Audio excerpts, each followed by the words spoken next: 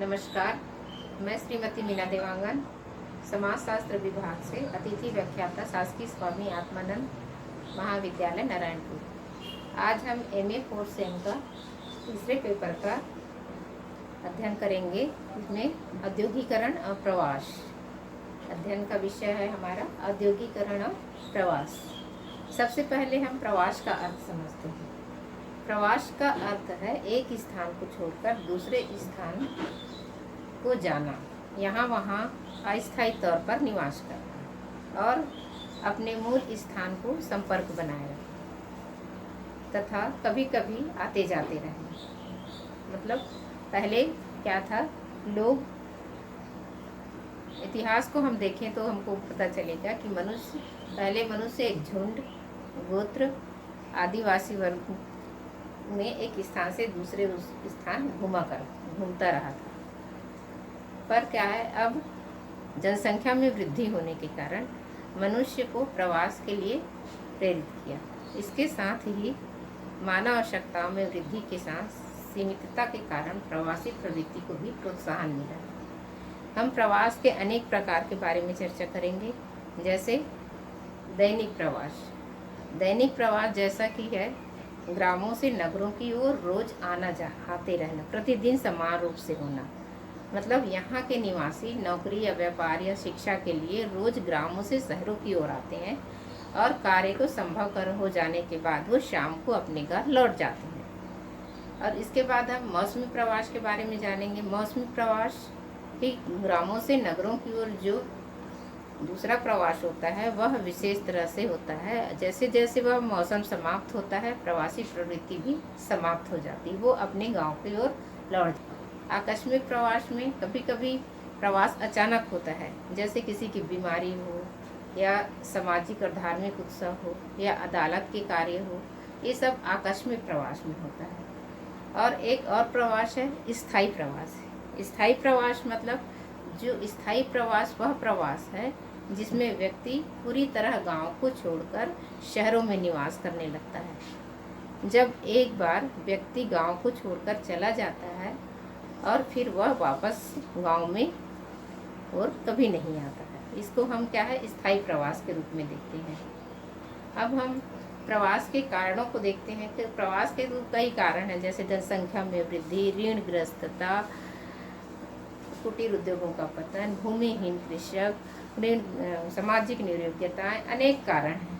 इसमें हम थोड़े थोड़े की सब चर्चा करते हैं। जैसे जनसंख्या में वृद्धि के कारण व्यक्ति दूसरे स्थान में जाकर अपनी आवश्यकताओं, अनिवार्य आवश्यकताओं को जब गांव में रहकर पूरा नहीं कर पाता है तो वह शहरों की ओर जाता है।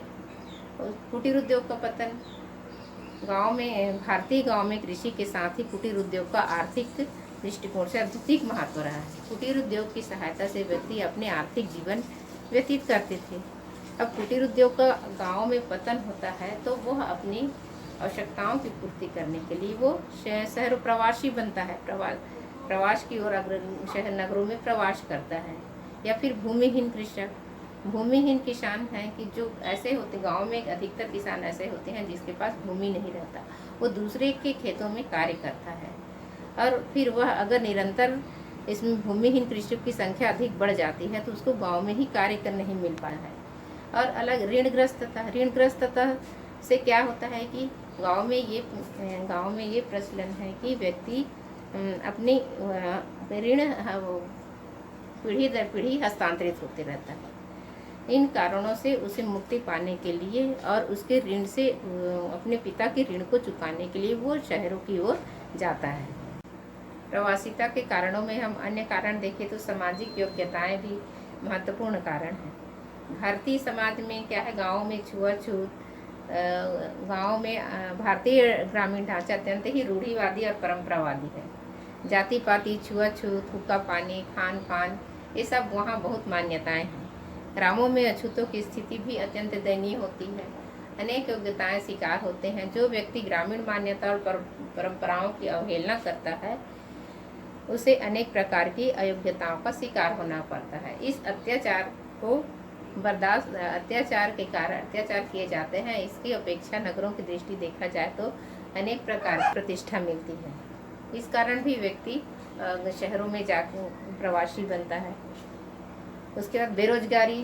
बेरोजगारी क्या है, गाँव की अपेक्षा शहरों में अधिक रोजगार प्राप्त होते हैं। धन कमाने के लिए आधुनिक युग में क्या, पैसे का महत्व निरंतर वृद्धि होती जा रही है। अनेक व्यक्ति ऐसे होते हैं जो ऋण के बोझ दबे रहते हैं और इससे मुक्ति पाने के लिए वे कुछ व्यक्ति कृषि की उन्नति और व्यवसाय की स्थापना के लिए पैसा कमाना चाहते हैं। इसलिए भी गांव से नगरों की ओर प्रवास करना पड़ता है। अधिक मजदूरी की आशा के कारण भी गांव में मजदूरी की दर कम होती है। इसके अतिरिक्त क्या है, गांव में जो मजदूरी दी जाती है वह अन्न के रूप में होता है या किसी वस्तु के रूप में होता है। इस कारण भी गांव से नगरों की ओर प्रवास करते हैं कि नगरों उन्हें अधिक मजदूरी मिलेगी। और कारणों में हम ले सकते हैं नगरों का आकर्षण। यदि हम अनेक ग्रामीण और नगरीय जीवन की तुलना करें तो ऐसा प्रतीत होता है कि गांव की तुलना में नगरों में अनेक प्रकार की सुविधाएं हैं। इन सुविधाओं में जैसे शिक्षा है, चिकित्सा है, यातायात है, सुरक्षा आदि प्रमुख है। नगरों का लगाव या नगरीय आकर्षण के कारण भी व्यक्ति ग्राम जीवन को त्याग कर अपने नगर की ओर प्रवास करते हैं। पहले तो हम कारण को जान लिए, अब प्रवास के परिणाम अच्छे नहीं होते हैं। यह व्यक्ति और समाज के एक संक्रमणशील परिस्थिति से गुजरने में बाध्य करता है। मतलब उनकी अनेक प्रकार की गांवों की स्थितियां और शहरों की स्थितियां अलग होती हैं। ग्रामवासी सरल और सीधे होते हैं और वो अपने शहरों में जाने के बाद वो थोड़ी सी उनको दिक्कतें होती हैं, चाहे वो सांस्कृतिक संघर्ष के रूप में हो फिर आर्थिक विघटन के रूप में हो। जैसे प्रवासियों की रोजगार की समस्या होती है। रोजगार ना मिलने से वो क्या है, कभी कभी प्रवासियों को रोजगार अगर नहीं तो मिल जाता है, किंतु उनकी प्रकृति अनुकूल ना होने के कारण वे अधिक दिनों तक इसके निरंतर नहीं कर पाते और इसका परिणाम क्या होता है, आर्थिक पतन के रूप में होता है। धार्मिक विघटन। प्रवास धार्मिक विघटन को भी प्रोत्साहन देता है। जैसे कि गांव में सभी धर्म एक साथ एकजुट होकर सभी मिलजुल कर मनाते हैं, परंतु शहरों में ये देखने को नहीं मिलता है। पारिवारिक विघटन। नगरों के स्थानाभाव के कारण संपूर्ण किसान परिवार के लिए वहाँ रहना असंभव हो जाता है और वे क्या है, पारिवारिक विघटन मतलब इनमें छोटे छोटे घर बने रहते हैं। जिस तरह से वो गांव में निवास करते हैं उस तरह से वो शहरों में निवास नहीं कर पाते हैं। इस कारण क्या है, परिणाम इसका ये होता है कि परिवारों में तलाक, पृथककरण के रूप में देखने को मिलता है। प्रवासिता के परिणामों से की विवेचना कर हम ये पाए हैं कि प्रवासिता अनेक सामाजिक समस्याओं को जन्म देती है, जिससे व्यक्ति और समाज को अनेक प्रकार की हानियां उठानी पड़ती हैं। परंतु उसी हानि के साथ साथ यह नहीं कह सकते कि प्रवासियां सिर्फ हानि ही पैदा करती है, लाभ ही नहीं। प्रवासिता श्रमिकों को कुछ लाभ भी होते हैं। संक्षेप में हम जो प्रवास में तरह तरह के लाभ है, 2-4 हम बताते हैं कि आर्थिक लाभ। प्रवासिता से श्रमिक और उनके परिवार की आर्थिक दशा सुधरती है। जो श्रमिक शहरों में जाते हैं वे अपनी आर्थिक आय का कुछ भाग नियमित रूप से अपने परिवार को भेज देते हैं। इससे गांव वालों की आर्थिक दशा भी सुधरती है और वे आसानी से ऋण भी चुका पाते हैं और साथ ही कृषि कार्य में उस पैसे का उन्नत व्यवसाय के लिए भी लगा सकते हैं। और आगे कह सकते हैं सुरक्षा की भावना। उन श्रमिकों के लिए जो प्रवासी प्रवृत्ति के होते हैं, गाँव का प्रवासी से सुरक्षा की भावना का भी निर्माण। जो श्रमिकों के लिए जो प्रवासी प्रवृत्ति के होते हैं, गांव का स्थान होता है। गांव हर प्रकार से व्यक्ति को सामाजिक, आर्थिक और सुरक्षा प्रदान करती है। और अगर वो बीमार हो जाता है तो ऐसे में स्वास्थ्य के लिए भी प्रवासी लाभकर होता है। व्यक्ति जब शहरों में जाकर कार्य करता है और वह कुछ समय के लिए अगर गांव में आता है तो वहाँ उनकी थकान, उनकी स्वच्छ वातावरण में थकान दूर हो जाती है। व्यक्ति की सुरक्षा की दृष्टि से भी महत्वपूर्ण है। अगर व्यक्ति शहरों में सुरक्षा के स्थान, गांव उनके लिए सामाजिक, आर्थिक और राजनीतिक दृष्टि से सुरक्षा प्रदान करता है। अगर व्यक्ति बीमार, असहाय या अपंग हो जाता है तो वह ऐसे समय में श्रमिकों के लिए गांव सुरक्षा का काम करता है। स्वास्थ्य की दृष्टि से भी प्रवासी हितकर होता है।